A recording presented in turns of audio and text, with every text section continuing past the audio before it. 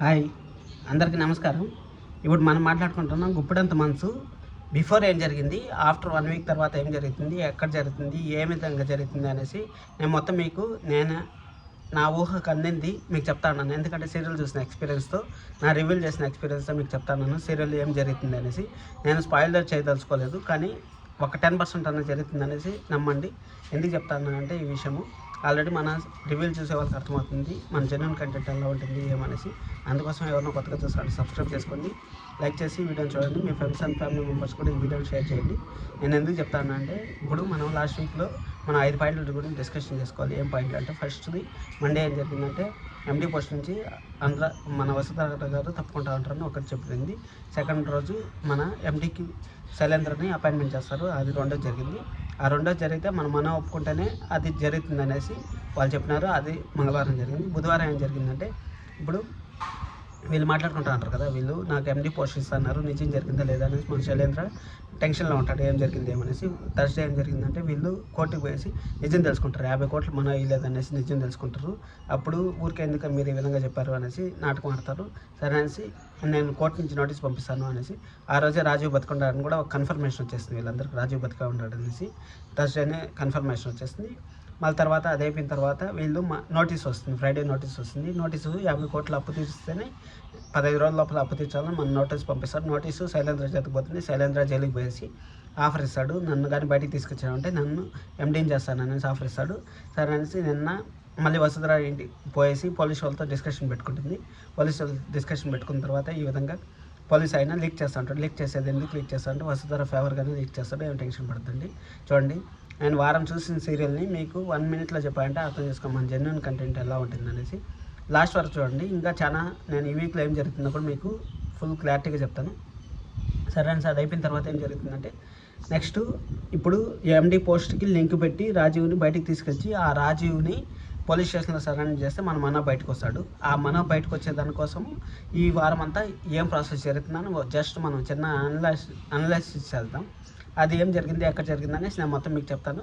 ఇప్పుడు MD post కోసం వాళ్ళ అన్నాల దగ్గరికి వచ్చాడు కదా మన మహేంద్ర గారు, వాళ్ళ అన్నాళ్ళ ఇంటికి వచ్చాడు కదా. అన్నాళ్ళ ఇంటికి వస్తే నేను చేసింది చేష్టలు అంతా మీరు చూసింటారు, ఆల్రెడీ నేను రివ్యూలో చెప్పినాను. మన శైలేంద్ర ఈ విధంగా అమ్మాయితో ఎవరితో తిరుగుతూ ఉంటాడు అనేసి అదంతా చెప్తా ఉంటారు కదా, ఈ విధంగా పిచ్చి పట్టింది అనేసి. అది వాళ్ళ అన్నకి మనం ఈ విధంగా పంపించాడు, 50 కోట్లు కట్టాలంటే ఆల్రెడీ ఏం చేయాలో అర్థం కాలేదు. అంటే సార్ బోర్డు మీటింగ్లో మాట్లాడదాం అనేసి బోర్డు మీటింగ్లో మాట్లాడితే, ఇప్పుడు ఎండీ ఎవరు లేరు కదా, ఎండీ ఎవరు లేకపోయేసరికి మన శైలేంద్రని ఎండీ చేయాలి కదా. ఎండీ చేయాలంటే శైలేంద్ర కూడా కట్టలేడు 50 కోట్లు. 50 కోట్లు ఎక్కడి నుంచి తెచ్చి కడతాడు. అప్పుడు రాజీవ్ని బయట తీసుకుపోతే అప్పుడు బయటకు వస్తాడు. బయటకు వచ్చినా అంటే 50 కోట్లు మాఫీ చేస్తారా అనేసి డిస్కషన్ చేస్తారు. వీళ్ళు ముగ్గురు మాట్లాడుకొని డిస్కషన్ చేస్తారు. డిస్కషన్ చేసినప్పుడు ఏం జరుగుతుందంటే, శైలేంద్రని పోయి రాజీవ్ దగ్గర అడుగుతారు, నాకు ఈ విధంగా హెల్ప్ చెయ్యి అనేసి అడిగితే, కానీ రాజీవ్ ఒప్పుకోడు. ఎందుకు ఒప్పుకోడు అంటే, వసుంధరాని నేను ఇంత కష్టపడి మనాన్ని సైడ్ చేస్తే నువ్వు మళ్ళీ మనాన్ని తీసుకొచ్చి నా నెత్తిపైన పెట్టాలనుకుంటున్నావు, నాకు ఇబ్బంది పెడతాను అనేసి మన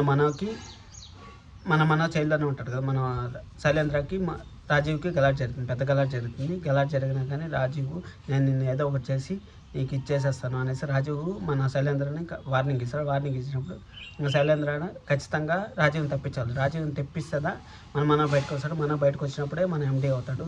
అందుకోసం అనేసి శైలేంద్ర ఏదేదో స్కెచ్లు వేసి ఏమేమో చేసి వాళ్ళ బాబాయ్లకు కూడా నిజం చెప్పాల్సి వస్తుంది. నిజం చెప్పేసి అంటే అప్పుడు అది జరిగితే సరే అనేసి ఇంకా 1 వీక్ 10 డేస్ లోపల బయటకు వస్తాడు. బయటకు వచ్చిన తర్వాత వాళ్ళ నాన్న ఎవరు, వాళ్ళ నాన్న ఎవరు, ఎక్కడ జరుగుతుంది అనేసి నెక్స్ట్ డిస్కషన్ జరుగుతుంది. దాని తర్వాత ఋషి ఎక్కడ ఉన్నాడు ఏమనేసి బయటకు వస్తుంది. ఆల్రెడీ వసుధారకు తెలుసు. వసుధర మహేంద్ర గారి మీ నాన్న మహేంద్ర మీ నాన్న, మహేంద్ర మీ నాన్న అని చెప్తా ఉంటారు కదా. ఇంకా అది వాళ్ళ దత్తకు తీసుకునే ప్రాసెస్ అవంతా జరుగుతూ ఉంటాయి. అందుకోసం అనేసి ఇంకా ఈ వీక్ అంతా మీరు గుర్తుపెట్టుకోండి. ఇంకా ప్లాన్లు ఆల్రెడీ లాస్ట్ వీక్ అంతా ప్లాన్లు గీశారు కదా. ఈ వీక్లో ప్లాన్లు ఏం గీస్తారంటే, మన రాజీవ్ని ఎలా బయటికి తీసుకురావాలి, శైలేంద్ర కూడా వీళ్ళు పక్కొచ్చి రాజీవ్ని బయటకు తీసుకురావాలి. ఎందుకంటే ఎండీ పోస్ట్ అనేది శైలేంద్రకి అంత ఇష్టం అసలు. అందుకోసమే కదా అంత పాటలు పడుతున్నాడు. అందరినీ ఇబ్బంది పెట్టినా కానీ ఎండీ పోస్ట్కే, కానీ ఎప్పుడు కానీ విజయం వీళ్ళకే వస్తుంది. కానీ శైలేంద్రని జస్ట్ ఒక పాచికలాగా వాడుకుంటూ ఉంటారు. చూద్దాం ఏం జరుగుతుందో. అందుకోసమే ఇలాంటి జెన్యున్ కంటెంట్ ఈ విధంగా ఫేస్ చూపించి మీకు మాట్లాడే వాళ్ళు నాకు తెలిసి 99% లేరనుకుంటున్నాను సీరియల్లో. ఏమో జరగనట్టు ఊరికే మిమ్మల్ని కన్ఫ్యూజ్ చేసేవాళ్ళు చాలామంది ఉన్నారు అనిపిస్తుంది. అందుకోసమే ఇలాంటి జెన్యున్ కంటెంట్ని మీరు నన్ను సపోర్ట్ చేస్తానని మనస్ఫూర్తిగా కోరుకుంటూ నేను ఇంతతో సెలవు తీసుకుంటాను. నా ఛానల్ సబ్స్క్రైబ్ చేసుకున్నాను ప్రతి ఒక్కరికి థ్యాంక్ యూ సో మచ్. నన్ను ఇంతలో ఆదరిస్తున్న మీ అందరికీ thank you so much. This is Kiran signing off.